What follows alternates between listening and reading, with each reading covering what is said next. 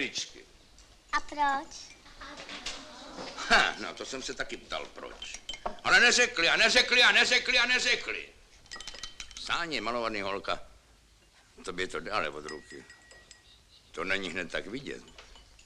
Víš, že by tě s tímhle už vzali do cirkusu jako rychlomalířku? Jo tak, a kde jsem přestal? Že lidi neřekli a neřekli a neřekli a neřekli. Až jednoho parného dne Diana usnula pod kvetoucí moruší.